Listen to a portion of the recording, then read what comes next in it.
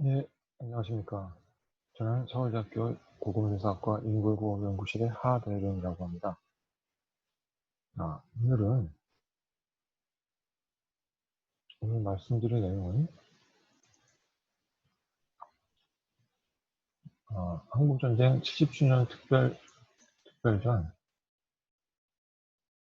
70년의 기억 그리고 전쟁에 남긴 아픔 그리고 화해라는 주제로 전주대학교 박물관에서 진행 중인 전시 연계 강연의 일환으로 인굴 분석과 고고학이라는 주제로 말씀드리도록 하겠습니다.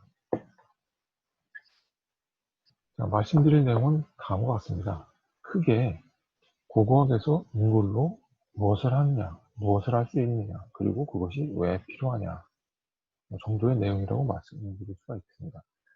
기본적으로 오늘 말씀드리는 내용의 중심 내용은 체질적인 분석입니다. 인굴을 이제 화학적으로나 유전자 분석이나 이런 내용이 아니라 외관의 육안 관찰을 통해서 무엇을 할 수 있느냐 그런 내용입니다. 먼저 인간 골격에 대해서 기본적인 이해의 일환으로 물리화학적 구조와 해부학적 구조에 대해서 말씀드리겠습니다. 인골의 물리화학적 구조는 간단하게 말씀드리면 70%의 무기물 그리고 30%의 유기물로 구성되어 있고, 무기물의 대부분은 수산화 연석 성분입니다. 칼슘과 인이어서 대체로 약 알칼리성을 띠는 물질이라고 할 수가 있겠고요.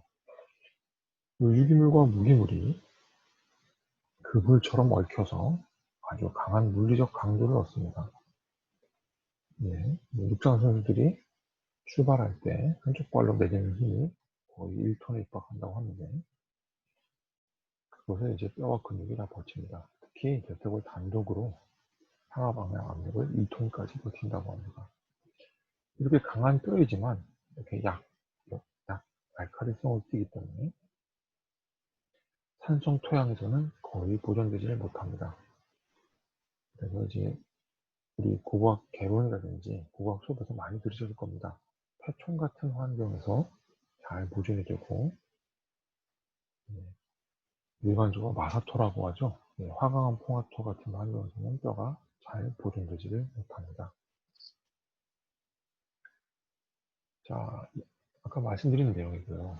거시 구조는 이렇지만 뼈의 이제 물리적 미세 구조로 들어가는 유기물과 단백질과 무기물이 그물처럼 얽혀서 아주 강한 구조를 갖게 됩니다. 탄성을 가지면서도 동시에 높은 강도를 갖게 됩니다. 이 내용은, 이 그림은 뼈의 이제 재형성에 관한 내용입니다. 재형성이 무엇이냐? 우리가 보통 생각하기로는 뼈는 한 번 생겨나면 완전히 이제 물동이처럼 굳어져서 딱딱하게 굳어져서 더 이상 변하지 않는 그런 조직으로 생각하기 쉽습니다. 하지만 계속해서 파골세포라는 세포들이 뼈에 구멍을 냅니다. 이 조골세포는 그것을 반대로 차례차례 채웁니다. 이것이 계속 반복되면서 뼈가 계속 새로운 조직으로, 일정 부분 계속 새로운 조직으로 바뀌게 됩니다. 그래서 일련의 과정을 재형성이라고 하고, 뼈가 유지 보수되는 것이죠. 자, 이거 중요합니다. 뼈는 고정된 조직이 아니라 계속해서 새로 만들어지는 살아있는 조직이라는 겁니다. 그 다음으로 인골의 해부학적 구조를 보시겠습니다. 우리가 뼈를 전공하지 않았다고 하더라도 이렇게 몸을 만져보면 내 몸에 어떤 뼈가 있구나 대충 알기 때문에, 머리도 만져보면 다 알 수 있죠. 내 몸에 이런 뼈가 있구나. 턱뼈는 머리뼈랑 이렇게 연결되어 있구나. 다 알죠, 그렇죠? 그래서 간단하게 말씀드리겠습니다. 성인의 뼈는 206개고, 나중에 더 설명드리겠습니다만 아이의 뼈는 이것보다 훨씬 많습니다. 그리고 체중의 약 20%를 차지하는데, 자, 오늘 많이 수고해 주신 화성 사창리 폐광류 출토 인골입니다. 자, 뼈에 이제 각도를 보시겠습니다. 머리뼈입니다. 이것도 나중에 다시 설명드리겠습니다만, 머리뼈가 한 장의 뼈로 되어 있다고 생각하기 쉽지만, 여러 장의 뼈가 붙어서 서로 맞물려서 둥근 머리뼈를 이루고 있습니다. 그 다음으로 하악골입니다. 아래 척뼈죠. 이거는 이렇게 만져볼 수 있고, 그 다음에 척추입니다. 위로는 머리뼈가 올라가고 아래쪽으로는 골반과 천골이 연결됩니다. 그리고 늑골이 이렇게 연결되어 있죠. 경추가 7개, 이렇게 늑골이 붙는 흉추가 12개, 그리고 허리뼈라고 할 수 있는 요추가 5개, 이렇게 24개의 뼈가 있습니다. 늑골은 12점이 있고요. 이렇게 흉추에만 연결됩니다. 쇄골과 흉골은 우리 이제 가슴뼈에서 만져지는 뼈겠고요. 쇄골은 이 어깨로 올라가면서 있는 이런 뼈가 되겠습니다. 늑골은 여기 몸통에 있는 모를 수가 없죠. 상안골과 요골 속골입니다. 우리 몸통에서 이렇게 상지로 연결되는 상안골, 그리고 하박이라고 할 수 있는 아래 팔뼈의 요골과 척골입니다. 자, 눈치채셨겠습니다만 이렇게 몸통에 팔과 다리가 달려 있는데, 몸통에서 바로 이어지는 첫마디는 다 뼈가 한 개씩 있습니다. 상지와 하지 똑같고요. 그리고 그 첫마디, 한 개씩으로 이어지는 첫마디에서 이어지는 두 마디째 뼈는 뼈가 이렇게 두 개씩 되어 있습니다. 이것이 이제 상지의 경우는 척골과 요골이 되겠습니다. 척골과 요골에 이어서 손뼈가 있죠. 이렇게 수근골이라 그래서 손등뼈로 이어지는 부분입니다. 이 부분이 이제 수근골, 말 그대로 손의 뿌리가 되겠습니다. 이 손등이 되는, 이렇게 손등이 되는 등수골입니다. 그 다음에 이제 지골로 이어지겠습니다. 손가락뼈로 이어지겠습니다. 이런 기본적인 구조, 발에서도 마찬가지입니다. 다시 보겠습니다. 자, 그 다음에 이제 골반인데요. 골반은 이제 척추와 다리뼈를 이어주는 것이죠. 골반을 보시면, 자, 이렇게 천골이 있고요. 천골 위에 요추가 올라가고 있습니다. 그리고 여기에 골반이 대퇴골이 들어가는 자리가 있고, 관골구가 있고, 이게 골반입니다. 이 골반 같은 경우는 나중에 설명드리겠습니다만 성별 추정에 있어서 대단히 중요한 부분입니다. 골반은 크게 3개의 부위로 나뉜다는 점 기억해 두시면 좋습니다. 이렇게 좌골, 장골, 치골, 이렇게 3부위로 나뉩니다. 어렸을 때는 이 3뼈가 서로 분리되어 있다가 점점 사람이 성장하면서 하나의 뼈로 붙게 됩니다. 자, 이건 대퇴골과 승계골, 경골, 비골입니다. 대퇴골은 우리 허벅지 뼈이고요. 경골은 정강이 뼈입니다. 요골, 척골과 마찬가지로 경골과 비골 이렇게 2개로 나뉘어져 있고, 승계골은 자, 우리 무릎에 이렇게 왔다 갔다 만져지는 뼈이죠. 여러 개의 인대가 이렇게 붙어 있어서 우리가 무릎을 굽힐 때 큰 도움을 줍니다. 그 다음으로 족골인데요. 손뼈에서와 마찬가지로 족근골, 그 다음에 발등뼈라고 할 수 있는 중족골, 그리고 지골, 이렇게 크게 3파트로 이루어져 있습니다. 자, 이렇게 206개 사람뼈가 어떻게 서로 연결되는지, 어떻게 생겼는지 대략적으로 보겠습니다. 대체로 우리 발굴조사 많이 하시는 분들은 현장에서 딱 나오면은 한 조각씩만 나와도 경험상 이게 사람 뼈인지 아닌지 많이 아시더라고요. 자, 인골 발굴할 때 어떤 유의점에 대해서 좀 간단하게 말씀드리겠습니다. 인골이 먼저 이제 조사를 하다 보면 가장 먼저 노출되는 부위는 흔히 두개골이 이제 제일 높기 때문에 누워있는 경우란 말이죠. 두개골이 제일 높기 때문에 뭐 이마라든지 아니면 머리 위가 노출되는 경우가 많습니다.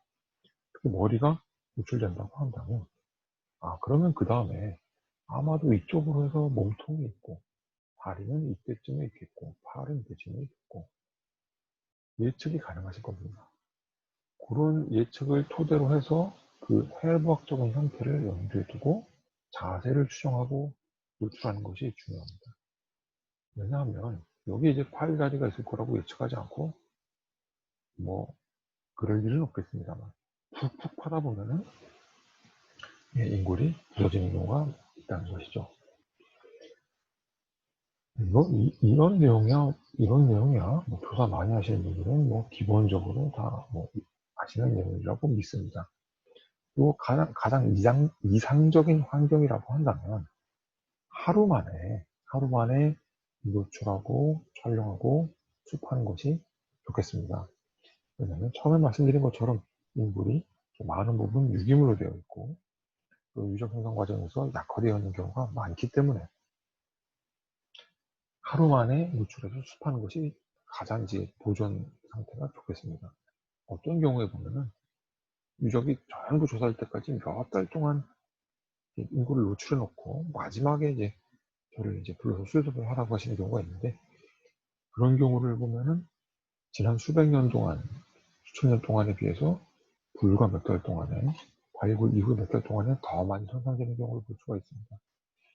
그런 경우를 좀 염두에 두시고 가능한 한 빨리 노출하시고 수습하시기를 좀 부탁드리겠습니다. 근데 어디까지나 이상론이죠. 현장의 상황이 항상 그거를 받쳐주지 못한다는 거 저도 잘 알고 있습니다. 자, 그런데 조사 과정에 있어서 인골의 해부학적인 위치가 어긋나는 경우가 있습니다. 그런 점을 좀 주의를 하셔야 되는데요. 여기 지금 요 독동 1호 회광부처럼 보시면은 머리에서 발끝으로 이어지는 이제 무릎까지밖에 사진이 지금 없지만 머리, 팔, 다리, 몸통, 뭐 골반 잘 이어지는 해부학적인 정연성을 잘 보여주고 있습니다. 하지만 유심히 보시면 이 골반뼈가 지금 거꾸로 있는 점을 알 수가 있습니다. 자, 이 골반뼈가 지금 거꾸로 있습니다. 원래 이 장골 부위가 이 부위가 이렇게 있어야 됩니다. 자, 요 연골처럼 말이죠. 지금 장골이 머리 쪽을 향하고 있죠. 자, 왜 이렇게 되었을까요? 다른 부위는 대체로 지금 거의 완벽한 해부학적 정연성을 유지하고 있지만 이 골반은 그렇지 않습니다. 거꾸로 있습니다. 심지어 양쪽 다 거꾸로 있습니다. 자, 이런 경우 추정해 볼 수가 있습니다. 이 1호 회관면은 연골은 이장된 인골이고 이장 과정에서 다른 부위의 해부학적 정연성은 유지가 되었지만 이 부분만 딱 떨어진 것이죠. 그래서 이 작업하던 인원들이 다시 돌려놓았는데 거꾸로 돌려놓은 것이죠. 자, 이 해부학적 정연성이 어긋난 것을 지금 확인할 수가 있었기 때문에 이것이 이장류라는 것을 100% 장담할 수가 있게 된 것입니다. 해부학적 위치가 어긋나는 것을 우리가 모르고 있었다고 한다면 놓치게 되는 것이죠. 이런 중요한 정보를. 그리고 또 주의 당부드리고 싶은 부분이 이것입니다. 무덤이 아니었더라도 인골이 축소되는 경우가 간혹 있습니다. 화천 원철 유적에서 지금 철기시대 주거지를 파괴한 수혈인데요.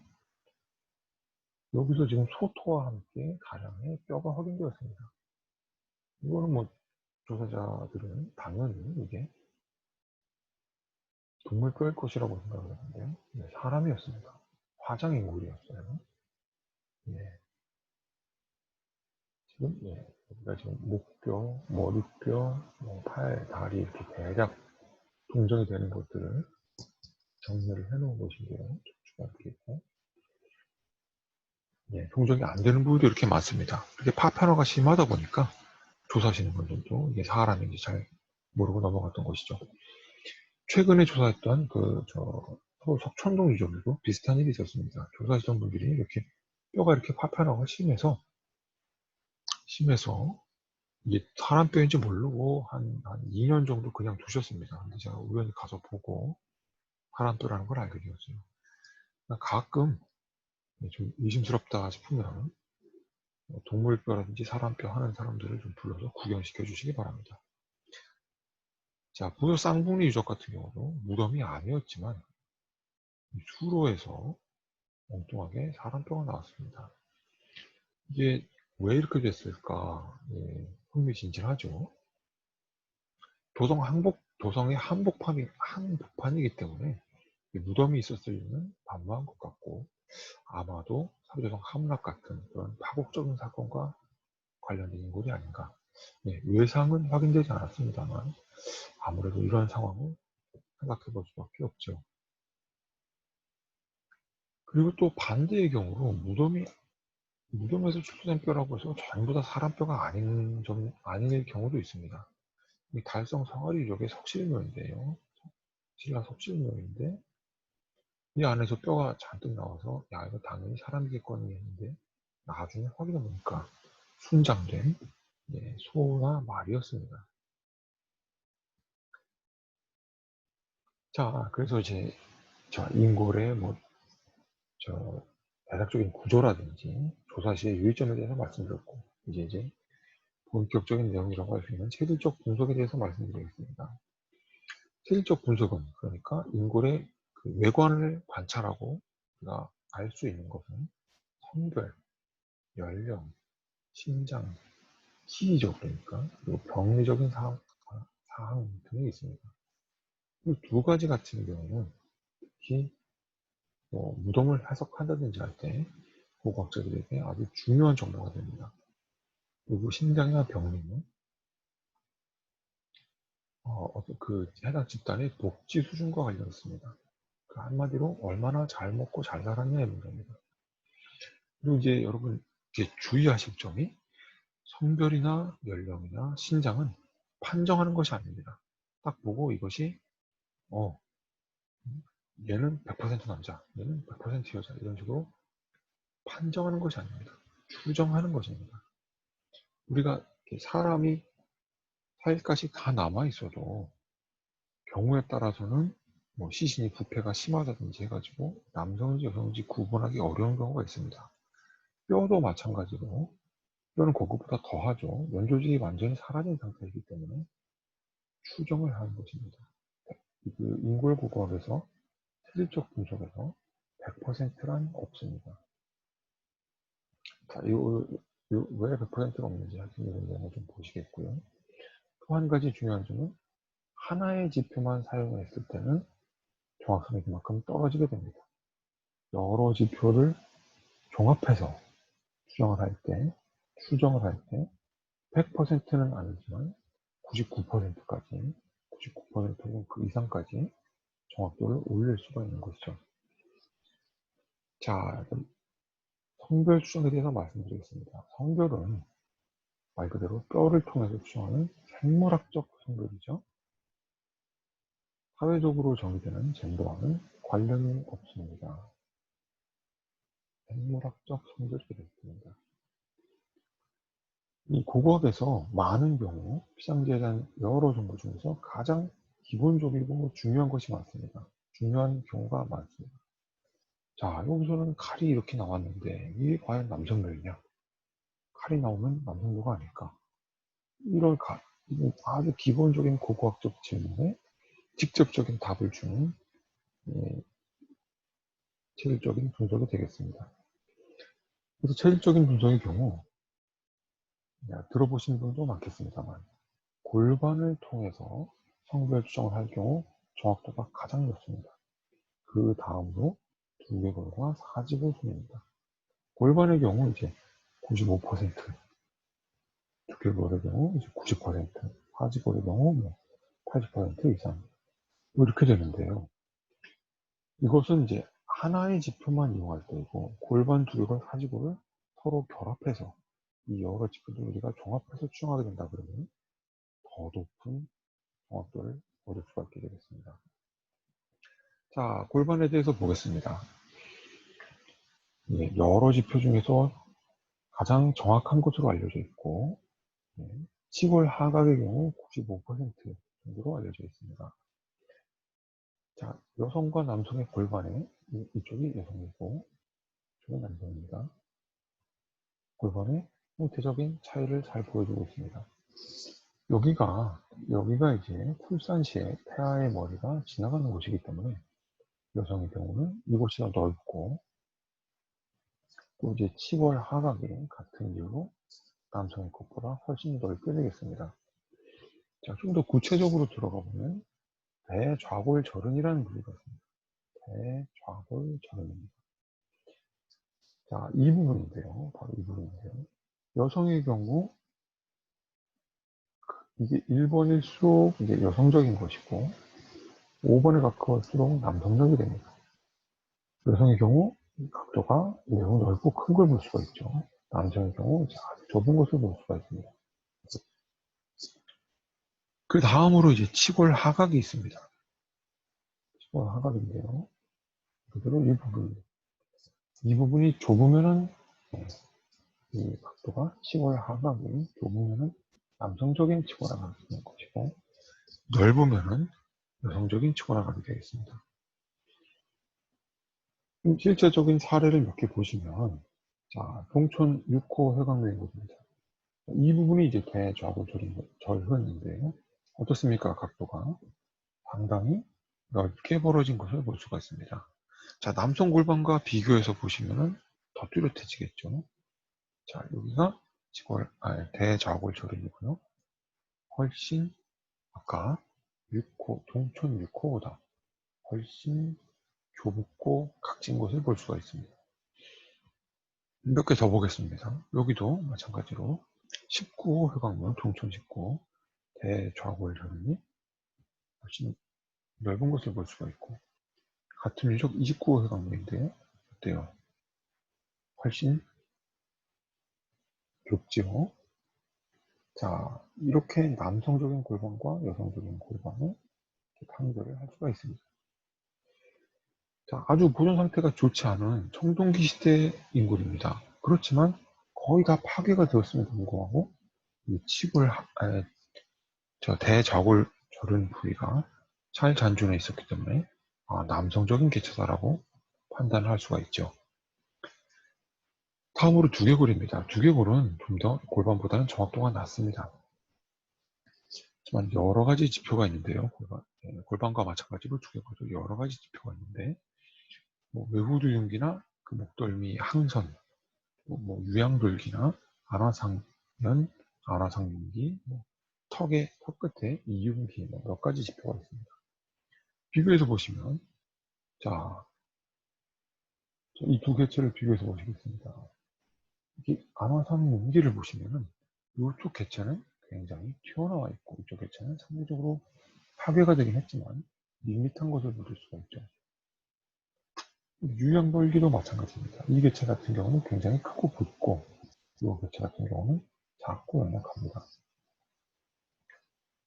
여기 유통수에 해당하는 외호두육이나 항선의 거친 정도도 마찬가지고요. 자, 이런 식으로 남성의 두개골은 여성의 두개골보다 여러 지표에서 더 크고 더 튀어나오고 더 굳은 경우가 많습니다. 이런 것을 종합해서 두개골로 성별을 판단하게 됩니다. 동일한 두개골의 정면인데요. 안화상윤기라든지 이런 부분이 훨씬 남성, 여성보다 더 돌출한 것을 알 수가 있습니다. 여기 여러분의 이 눈썹 위에 있는 이런 뼈 돌출 부위를 만져보시고, 또 이제 다른 이성의 것을 만져보시면 그 차이를 실감하실 수가 있을 겁니다. 자, 그 다음으로 사지골에서도 성별을 추정을 하는데요. 전반적인 크기나, 크기라는 것은 이제 계측치죠. 정확하게. 그리고 남성적인 인상, 여성적인 인상, 그 인상이라는 것은 근육의 발달 정도를 말해주는 근육 부착점들이 있습니다. 그것이 강하게 발달할수록 남성적인 인상을 주게 되는 거죠. 두개골이나 골반을 통한 성별 추정보다 정확도가 낮아서 80% 정도의 정확도로 알려져 있고, 이게 어려움을, 사지고를 통한 성별충의 어려움을 보시면 이 윗줄은 지금 여성이고 아랫줄은 남성입니다. 가장 남성적인 것들은, 가장 여성적인 것들에 비해서 이 양극단의 끝에 있는 것들은 쉽게 구분이 되지만 중간에 있는 것들은 조금 구분이 어렵다는 거죠. 그래서 정확도가 80% 정도로 낮겠습니다. 자, 중요한 점은 이러한 여러 지표들을 개별적으로 활용하는 것이 아니라 다 종합해서 더 추정의 정확도를 높인다는 것이죠. 근데 많은 경우 또 인골의 보존 상태가 좋지 않아서 특정 부위로만 추정해야 될 경우도 있습니다. 골반으로 측정한다고 한다면 정확도가 높을 것이기 때문에 90% 이상 갈 것이기 때문에 남성, 여성으로 표기하는 경우가 있고요. 그 외 두개골이나 사지골은 남성적, 여성적 이렇게 표기를 합니다. 그 다음으로 연령에 대해서 보시겠습니다. 연령의 추정은 크게 두 가지로 나뉩니다. 치아로 추정하는 것과 나머지 두개골과 사지골로 추정하는 겁니다. 치아로 추정할 때는 이가 나온 정도 혹은 다른 정도로 추정을 하고요. 나온 정도는 미성년자일 때, 다른 정도는 성년일 때 합니다. 두개골과 사지골에서도 좀 비슷합니다. 융합 정도로 추정을 하는데 여러 개의 뼈가 성장하면서 하나로 붙는 정도를 판단해서 성별을 추정하게 되는데요. 그런 융합은 대부분의 경우 미성년자일 때 많이 일어납니다. 그렇게 미성년자일 때 여러 더 많은 다수의 지표들이 있기 때문에 미성년자의 연령 구분은 더 세세한 편이고요. 이렇게 성장을 완료한 성인의 연령 추정은 그만큼 좀 폭이 넓어지게 됩니다. 한 20년씩 폭이 넓어지게 됩니다. 자, 치아를 통한 것을 추정을 보시겠습니다. 인간은 누구나 태어났을 때는 이가 하나도 없다가 지금 5개월 때죠.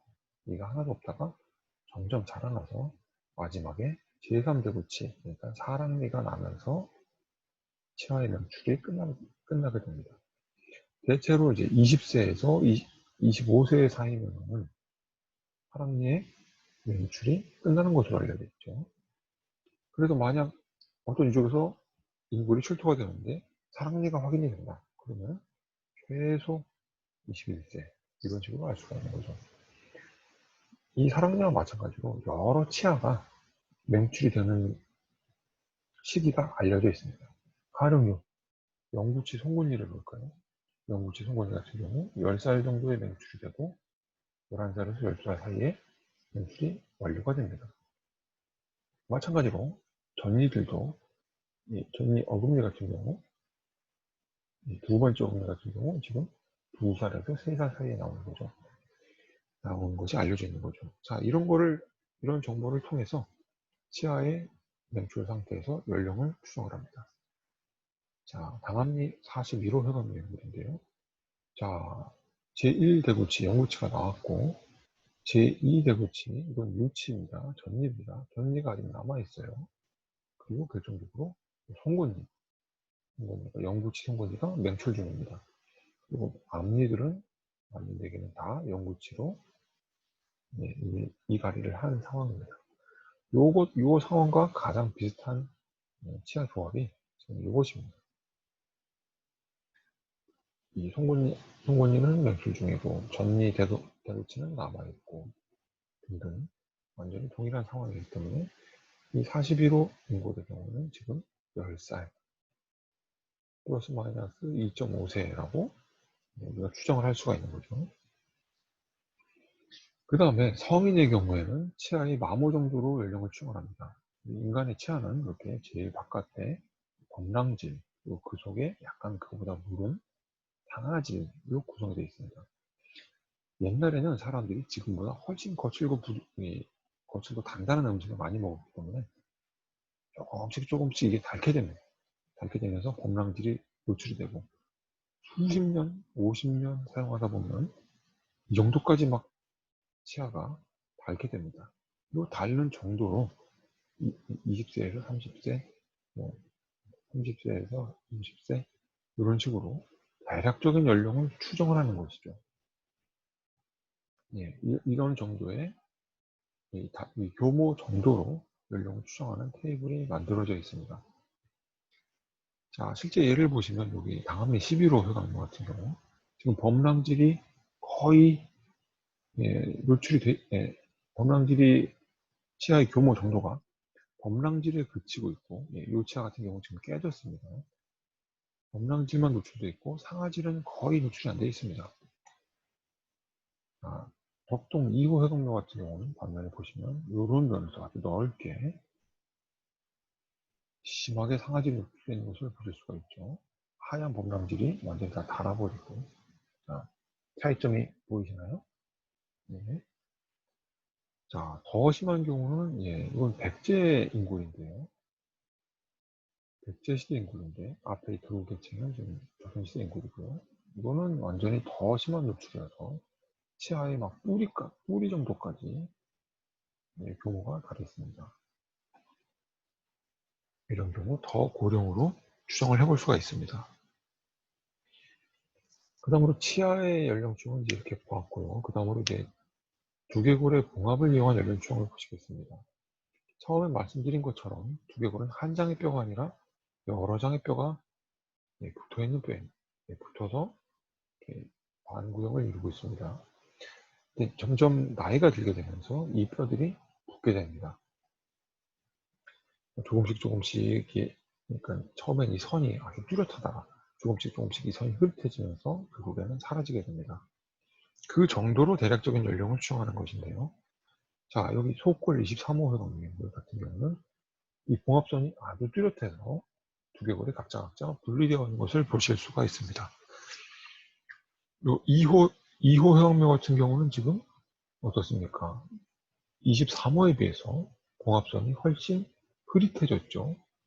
이런 부분 같은 경우는 지금 봉합선이 잘 보이지 않습니다. 그만큼 두개골이 하나로 붙어가는 과정이라는 것이죠.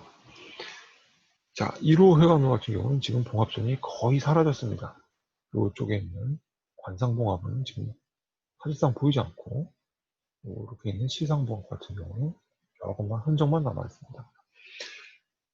자, 요 개체 같은 경우는 거의 이제 청년기에 해당하는 두개골이고 약간 이제 중년이고 노년에 가까운 두개골이라고 할 수가 있습니다.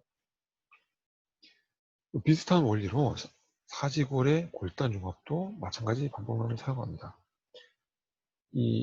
자, 먼저 아이의 뼈를 보시겠습니다. 아이의 뼈는 이런 식으로 골단 부위가 지금 다 분리가 되어 있습니다.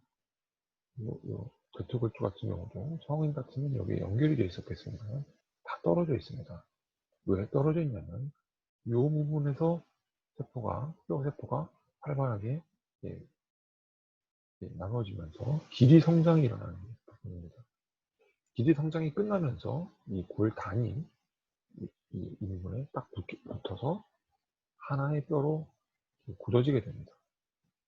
자, 성인의 뼈와 아이의 뼈 차이가 명백하죠. 그런데 우리가 이제 고학자들이 미성년자의 뼈대를 열심히 연구하면서 대체로 어떤 부위의 뼈가 몇 살에 붙는지 이렇게 말하자면 지도가 만들어졌습니다. 자, 여기 대퇴골두 같은 경우 15세에서 20세 사이에 붙는 것으로 표시가 되어 있죠. 대퇴골의 끝부분 같은 경우도 16세에서 25세 사이에 붙는 것으로 알려져 있습니다. 자, 그러니까 이 개체 같은 경우 지금 대퇴골두와 이 경골의 근위부가 아직 융합을 하지 않았으므로 적어도 아무리 나이가 젊어도 많아도 15세 이전이라는 것을 알 수가 있죠. 이런 원리로 여러 부위의 골단 미융합을 통해서 미융합이 확인된다면 해당 개체의 연령을 확인할 수가 있게 됩니다. 그런데 이제 대체로 성인이 되면 다 이런 골단의 융합은 닫혀버리게 됩니다. 그 다음엔 그러니까 성인 이후에는 다른 방법을 써야겠죠. 두개골의 봉합선 같은. 자, 골반의 경우도 어렸을 때는 이렇게 떨어져 있지만 아까 말씀드린 대로 장골과 좌골과 치골이 분리되어 있지만 성인이 되면서 점차 이렇게 붙게 됩니다. 천골도 마찬가지였어. 각각의 천골절로 나뉘어져 있었지요. 붙게 됩니다. 자, 골반들은 볼까요?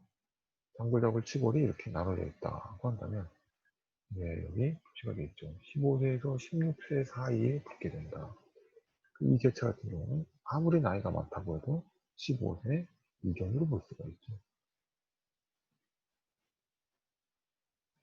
마찬가지 원리로 이 개체 같은 경우 장골장골 치골이 붙어 있으므로 16세, 아무리 나이가 젊다 그래도 16세 이후로 볼 수가 있는 것이죠. 그 다음으로 이제 신장의 추정에 대해서 보시겠습니다. 신장은 살아있는 사람들의 키와 그리고 여러 주요 사지골들, 그러니까 장골들의 상관관계를 과학자들이 엑스레이로 다 재봤습니다. 그래서 유족에서 예를 들어서 대퇴골이 출토가 된다. 한다면 대퇴골의 길이가 이만큼이니까 그거에 해당하는 키를 알아낼 수 있는, 그러니까 회귀선이죠. 그러니까 장골과 신장 사이에, 여러 장골과 신장 사이에 회귀선을 여러 개 만들어서 이런 식으로 회귀선을 만들어서 장골의 길이로 신장을 추정을 합니다. 이 대표적인 여러 예가 있습니다. 아주 많은 연구자들이 각자의 회귀선을 만들었는데 대표적인 것이 이제 트루터-걸레서의 공식이 되겠습니다. 그 대표골 길이를 넣게 되면 거기에 곱하고 더하면 플러스 마이너스 3.8cm 오차 내에서 신장을 추정할 수 있게 됩니다. 신장이 왜 중요하냐면, 집단의 복지 수준과 관련 있는 것으로 알려졌기 때문입니다. 자, 이해를 보시면요. 이거는 지금, 북한 출신의 이제 탈북자들과 남한 사람들은 신장을 비교한 겁니다. 자, 남한과 북한의 경제적인 격차가 크게 벌어지기 이전에 성장을 마친 사람들은 신장 차이가 거의 없죠. 하지만 최근에 2000년대 연구이긴 합니다만 최근에는 신장 차이가 6cm까지 벌어졌습니다. 한마디로 북한 사람들이 성장기에 원활한 영양 공급을 받지 못했다는 것이고, 바로 그 집단의 복지 수준이 그대로 직접적으로 반영되는 지표로서 신장을 이야기할 수가 있는 것이죠. 비슷한 예로 일본의 15세 어린이 평균 신장입니다. 20세기 초에서부터 중반까지. 자, 1900년대에는 키가 125cm였다가 메이지 유신 이후에 경제 성장을 통해서 복지 수준의 향상과 함께 키가 급격하게 컸습니다. 그러다가 평양전쟁 때 극적인 악화로 신장이 다시 메이지 유신 이전 수준으로 떨어지죠. 그리고 종전 이후 일본의 고도 성장기를 겪으면서 다시 키가 커지는 것을 볼 수가 있습니다. 얼마나 이제 복지 수준을 민감하게 반응하는지 잘 볼 수가 있죠. 마찬가지 원리를 우리 고고학 유적에 적용을 해가지고 가령 이런 식으로 상위계층 무덤에서 나온 사람들의 신장과 하위계층 무덤에서 나온 사람들의 신장을 비교한다든지, 아니면 신석기 시대, 청동기 시대 사람을 비교한다든지 해가지고 시기별 아니면 지역별로 비교한다든지 해가지고 영남지역, 호남지역 비교한다든지 해서 시기별, 지역별, 계층별 복지 수준의 차이를 비교해서 연구할 수가 있습니다. 그 다음으로 이제 병리적인 것들에 대해서 보겠습니다. 병리적인 것도 마찬가지로 집단의 어떤 복지 수준이라든지 활동 양상에 대해서 추정할 수 있는 바가 있죠. 먼저 외상에 대해서 보겠습니다. 외상은 많은 경우 이렇게 육안으로 즉각적인 구분이 가능합니다. 여기 뼈가 뭔가 치유된 흔적이 있는 것이죠. 엑스레이를 찍어보면 여기 골절이 있었고 이 사람이 이거 잘 치료해가지고 그 흔적이 남아있구나 알 수가 있습니다. 조선시대 회광묘의 예입니다. 여기 보면 이상하게 좀 벌어진 틈이 있습니다. 이렇게 이 골절 같은 경우에는 뼈를 잘 맞추어서 치료를 했어야 되는데 그러지가 못했죠. 약간 이렇게 어긋난 상태에서 치유가 되었고, 아마 상당한 후유증을 알아볼 것입니다.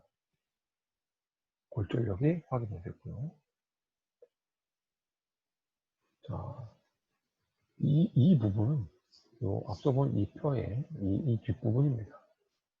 여기에도 골절이 있는데 이 골절은 치유되지가 않았습니다. 막 치유되는 과정에 있는 상태이고요. 이 점에서 아쉬운 것은 자, 이 부분의 골절은 이 사람이 살아남아서 완벽히 치유가 되었지만 이 부분의 골절은 치유 중인 것을 보니까 이 부분의 골절이 낫는 과정에 완전히 회복되지 않은 상태에서만 이제 죽고 말았구나라는 것을 알 수가 있습니다. 자, 이것은 이제 이 부분에 해당하는 여기서부터 이제 손으로 이어지는 뼈인데 첫 골에 이제 경상절개입니다. 이쪽 뼈는 잘 남아있지만 이쪽 뼈는 부러졌죠. 아마도 이렇게 넘어지면서 이런 골절이 많이 생기는데 그런 일을 겪지 않았나 싶고요. 자, 백제시대 이제 인물입니다만 쇄골입니다. 양옆에 있는 V자로는 쇄골입니다.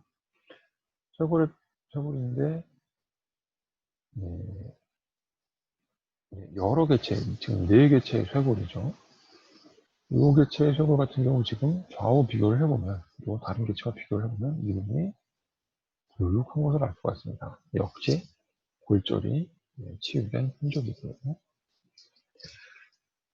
당압리 1호 회광묘 인골인데요. 이 인골 같은 경우는 특이하게 여기 코 부분에 코뼈에 이렇게 골절력이 있습니다. 이렇게 V자로 이렇게 V자로 뒤집어 놓은 V자로 보이죠. 코가 부러졌다는 흔적입니다. 이 두개골의 엑스레이고요. 여기에 마찬가지로 골절력이 잘 보이고 있습니다. 흥미로운 것은 이 개체의 이 코뼈가 부러졌던 이분의 늑골 골절력들인데요.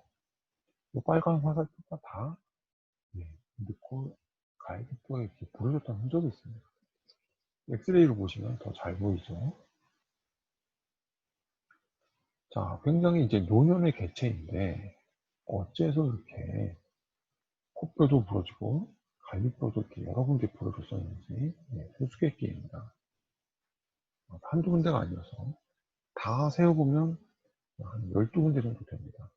도대체 이분이 무슨 일을 겪어서 이렇게 된 것인지 알 수가 없습니다. 근데 팔다리에는 또 골절이 없었거든요.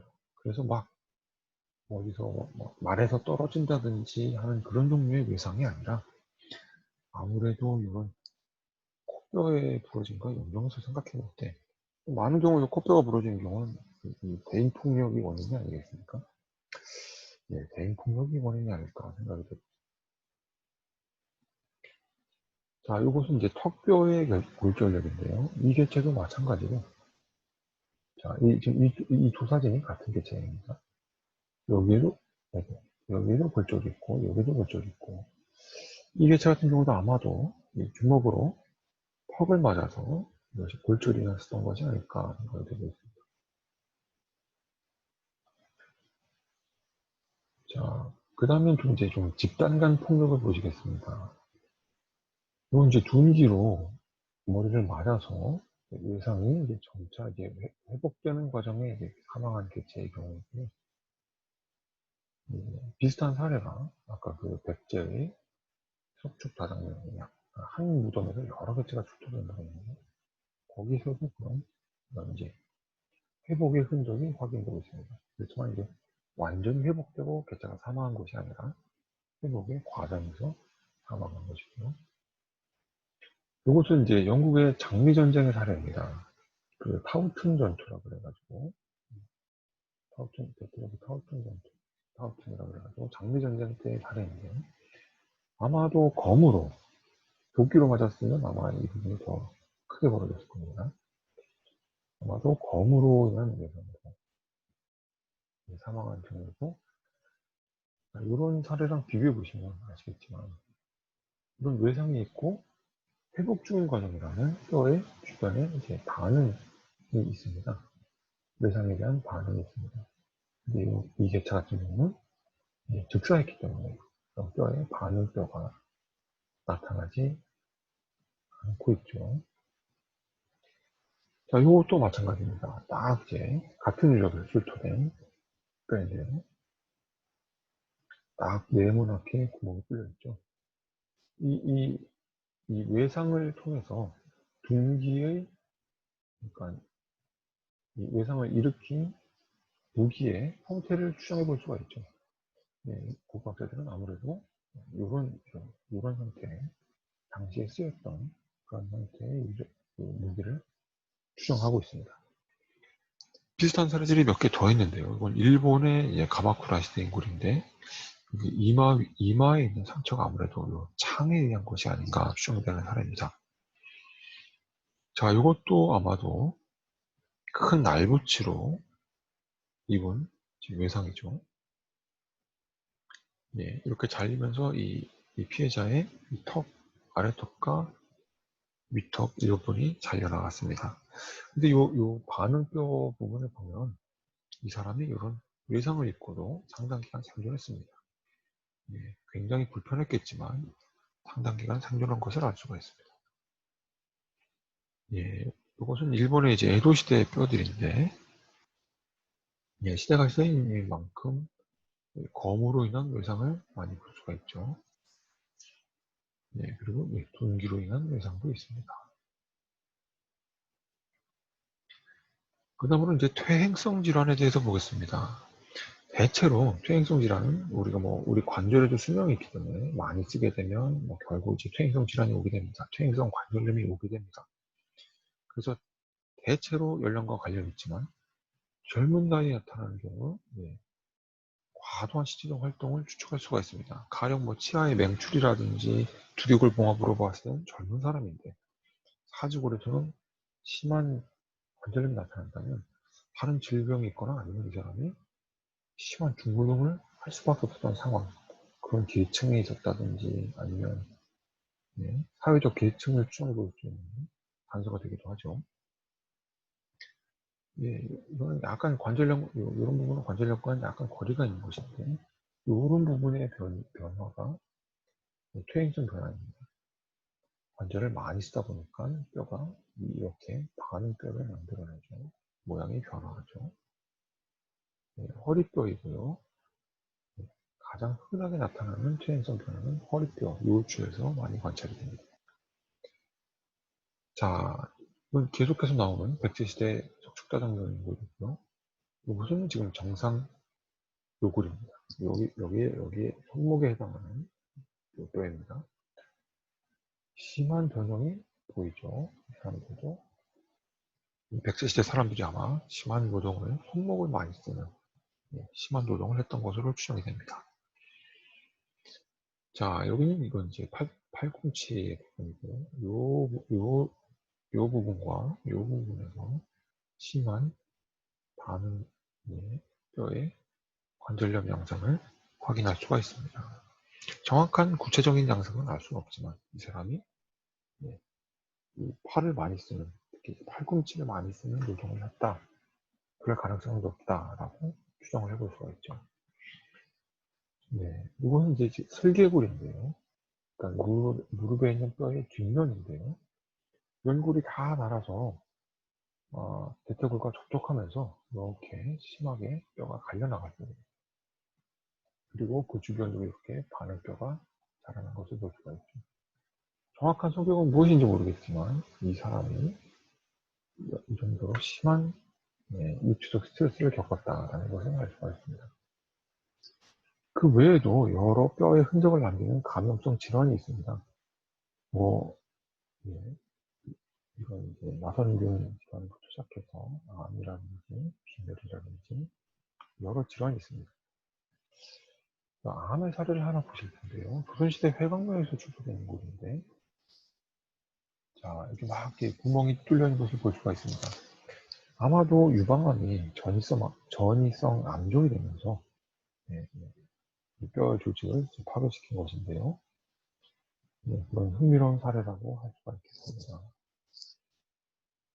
그리고 이것은 지금 이 두개골의 눈 구멍의 이제 안쪽에 보시면 이렇게 특이한 형태의 이렇게 구멍이 막 이렇게 있는 걸 보실 수가 있습니다.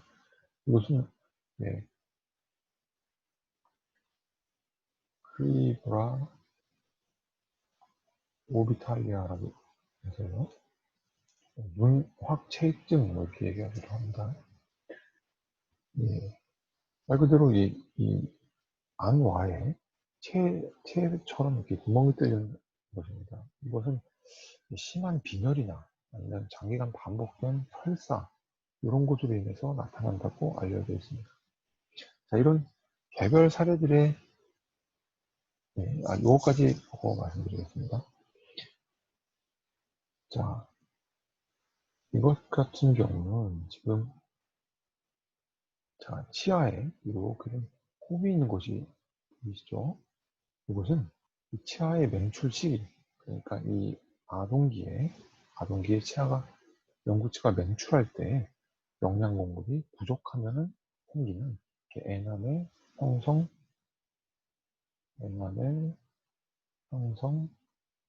불안증이라고 합니다. 한마디로 어렸을 때 이가 나던 시기에 먹을 거를 제대로 못 먹으면 생기는 예, 특징입니다. 자, 이런 개별 사례들도 중요하지만 이런 것을 다 모아서 종합을 했을 때 특정 시대, 특정 계층, 특정 지역의 그 과거 사람들의 집단들의 복지 수준에 접근해 볼 수 있는 단서가 된다는 것이죠. 예, 방금 설명드린 내용입니다. 이런 것들을 부상이나 외상이나 질병이 어떤 양상으로 나타나느냐, 아이들에게 나타나느냐, 청년에게 나타나느냐, 남성에게 나타나느냐, 여성에게 나타나느냐, 어떤 계층에 나타나느냐, 어떤 시대에 나타나느냐, 이런 거를 비교를 해서 이런 전쟁이나 노동 강도, 전염병, 질병, 영양 상태 등등 과거 사회의 여러 사회상의 접근이 가능하다는 거죠. 여러 차례 등장한 이 100대 시대 석축다단계의 경우 거기에 묻혔던 사람들이 다 전반적으로 5개 정도 나오는데 전반적으로 다 외상도 심하고 질병도 심하고 그렇습니다. 그래서 아마도 이 무덤의 피상자들이 좀 낮은 계층의 계층의 사람들로 추정이 되는데 아마도 이 백제 시대의 피지배 계층의 삶을 보여주는 것이 아닌가라고 생각이 됩니다. 그리고 좀 몇 차례 보셨습니다만 우리가 회강묘라고 하면 조선시대 회강묘라고 하면 무조건 양반 무덤으로 생각하는 경우가 있는데 여러 사례에서 보셨다시피 굉장한 질병 스트레스를 겪는 경우도 있고 예, 외상이 많은 경우도 있고 해가지고 무조건 양반으로 보기는 좀 어렵지 않은가 싶은 것이 이제 저의 생각입니다. 특히 이제 조선 후기가 되면 하위 계층에 있는 사람도 무리를 해서라도 회관으로 쓰는 경우가 있기 때문에 그렇게 생각해 봅니다. 자, 정리하면서 인골 연구의 난점에 대해서 말씀드리겠습니다. 무엇보다도 인골 연구를 하려면 뼈가 있어야 된다는 점입니다. 이렇게 처음 시작할 때 말씀드렸다시피 우리나라의 경우 뼈는 이제 약산성 토양, 약염기성 혹은 중성 토양에서 보존이 되는데 우리나라의 경우 산성 토양이 많습니다. 남지 않아서 연구가 어려운 문제가 있고요. 또 이제 하위 계층의 사람들의 경우 무덤이 오래 보존되지 않는 무덤을 쓰는 경우가 많습니다. 그래서 무덤이 없는 사람들, 뼈가 남지 않은 사람들의 경우에는 인골이 분석이 어렵다. 이런 문제점이 생기고요. 그리고 이제 옛날에는 복지 수준도 낮고 평균 수준도 짧았기 때문에 옛날 사람들이 다 아팠던 것처럼 보일 수가 있습니다. 특히 이제 아파서 죽은 무덤에서 축소된 사람들의 경우 그렇죠. 그러니까 착각하기 쉽지만 결국 무덤에 들어가려면 죽어야 되고 죽으려면 아파야 되기 때문에 결국 무덤 자료 자체라는 것이 일종의 어떤 편향을 가지고 있는 자료라는 것 명심해야 되겠습니다. 한마디로 이제 인골 자료, 무덤에서 축토된 인골 자료라는 것이 얼마나 대표성을 가지고 있는지 염두를 두고 분석 결과를 받아들여야겠습니다. 자, 마지막으로 정리하면서 말씀드리겠습니다. 인골 자료가 간과되기는 쉽지만 어떤 이렇게 사회상 규명에도 중요하고 어떤 개별 무덤의 해석 차원에서도 아주 중요한 자료입니다. 그리고 우리 고고학이 이제 과거 사회를 연구한다고 하지 않습니까? 결국 과거 사람들을 연구하는 것이고, 그런 면에서 볼 때 이제 특정한 측면에 한정도 있습니다만 과거 사람들과 직접 대면할 수 있기에 아주 중요한 자료입니다. 연구자료는. 그리고 이제 그런 인골 자료를 잘 발굴하고 잘 수집하려면 조사하시는 분들이랑 저 같은 이제 분석자들 간의 의사소통이 아주 중요하다. 이 점 말씀드리면서 강의를 마치고자 하겠습니다. 감사합니다.